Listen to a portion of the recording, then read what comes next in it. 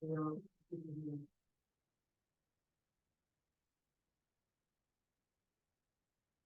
Assalamualaikum warahmatullahi wabarakatuh. Perkenalkan, nama saya Muhammad Rosyaki Amini, NRP 5025211112 dari kelas PPLA.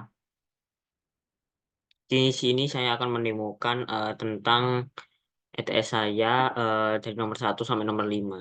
Untuk nomor 6 sendiri ini mendemokan video YouTube ya tentang aplikasi yang telah dibangun ini.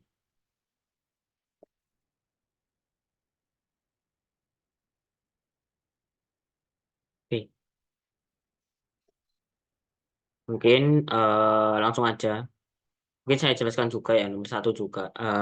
Nomor 1, apakah perbedaan model analisis dan model desain? Nah, oke, untuk model analisis itu, yang pertama itu deskripsinya, itu model analisis dalam perancangan perangkat lunak itu berfokus pada pemahaman dan pemodelan kebutuhan bisnis. Nah, lalu fokusnya itu untuk memahami masalah yang akan diselesaikan oleh perangkat lunak dan mengidentifikasi kebutuhan pengguna serta pemangku kepentingan. Nah, untuk tujuannya sendiri, ini untuk mendefinisikan apa yang perlu dikembangkan, bukan cara mengembangkannya. Nah, lalu contoh aktivitasnya itu untuk pengumpulan kebutuhan, analisis kebutuhan, pemodelan use case, dan dokumentasi kebutuhan. Nah, sedangkan untuk model desain ini lebih ke arsitektur seperti itu ya. Jadi model desain ini mengangkat naik berfokus solusi teknis yang kebutuhan yang direkam model analisis. Nah, mencantumkan struktur dan implementasi teknis dari teknologi yang akan digunakan. Nah, tujuannya sendiri ini untuk menghasilkan rencana teknis untuk membantu tim pengembang untuk mengimplementasikan perangkat lunak. Nah, contohnya ini pemilihan arsitektur perangkat lunak. Nah, seperti itu. Nah, ini beberapa contoh dari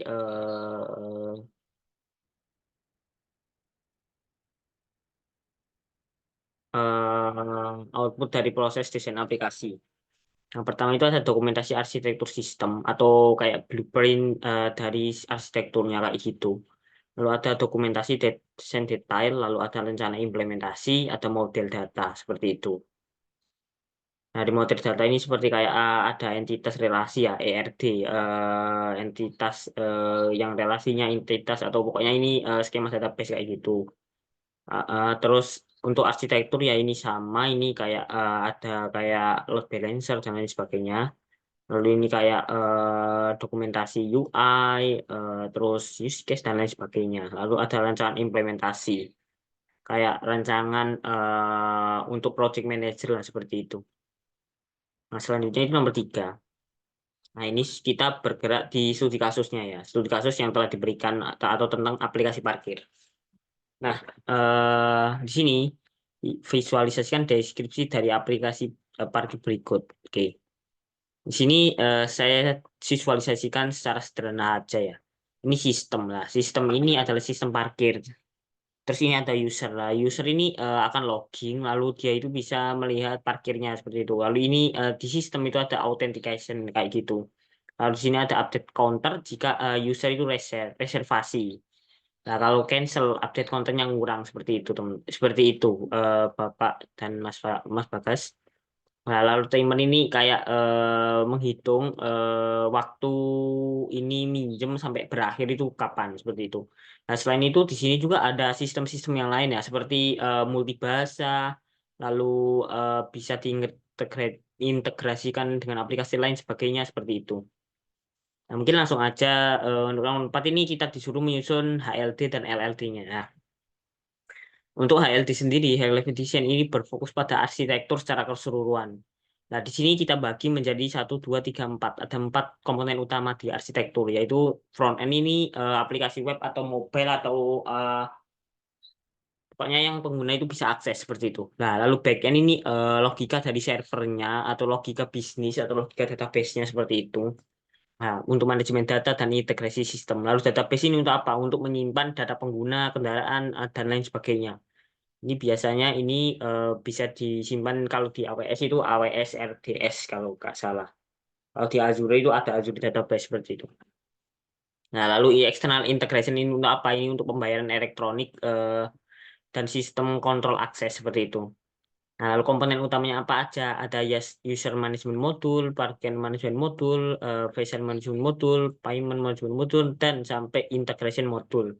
Nah, ini untuk integrasi, lalu security untuk autentikasi, reporting ini untuk laporan, dan lain sebagainya, seperti yang tertera di sini. Nah, selanjutnya itu LLD. Nah, LLD ini kita itu langsung yang kan HLD itu menerangkan tentang arsitektur. Kalau LLD itu lebih ke softwarenya langsung. Jadi di sini manajemen park ada yang pertama itu fungsi dari manajemen tempat parkir dari fungsi softwarenya itu. Nah, fungsinya ini untuk tambah, hapus, tampilkan ketersediaan tempat parkir secara real time. Nah, di sini kalau kita implementasikan pada API atau pada backend-nya itu nanti kayak gini. Post itu parkir itu menambah parkir, get parkir ID itu melihat detail, parking ID itu update, delete untuk udah hapus. Lalu selanjutnya manajemen kendaraan. Ini untuk registrasi kendaraan saat masuk dan keluar dan penerbitan validasi tiket parkir. Nah, di sini ada API-nya juga dapat dilihat di sini, ada untuk masuk dan untuk keluar. Lalu manajemen pengguna. Jadi pengguna itu bisa registrasi, bisa update dan bisa hapus seperti itu aja. Ini bisa dilihat di sini. Lalu selanjutnya itu proses pembayaran. Di sini fungsinya itu untuk pembayaran parkir dan mengintegrasikan dengan gateway pembayaran. Jadi ini pakai API POS seperti itu. Nah, selanjutnya itu ada fungsi pelaporan. Jadi ini untuk melaporkan pendapatan dan penggunaan seperti itu. Jadi pakai metode GET semua. Soalnya nggak ada delete seperti itu. Selanjutnya itu integrasi integrasi ya. Untuk integrasi ini fungsinya untuk menghubungkan dengan sistem pembayaran dan kontrol akses. Nah, detailnya itu menggunakan API yang disediakan oleh vendor sistem eksternal. Jadi nanti itu ada vendor untuk pembayaran. Jadi kita itu tinggal fetch API seperti itu saja. Nah, selanjutnya itu aksesibilitas dan dukungan multibahasa.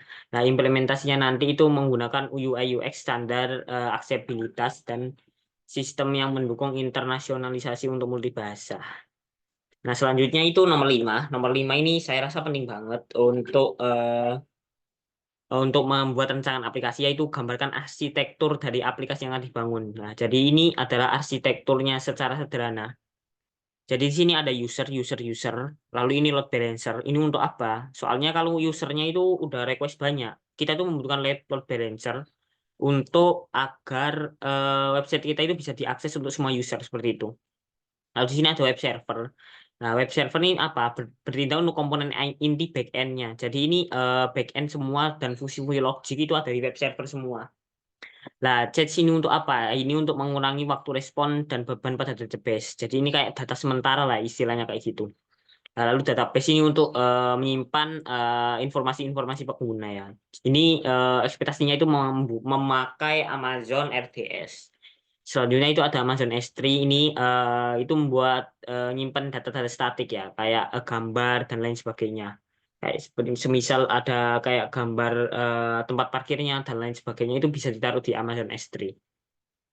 Oke, mungkin cukup sekian untuk demo saya ETS PPL pada hari ini.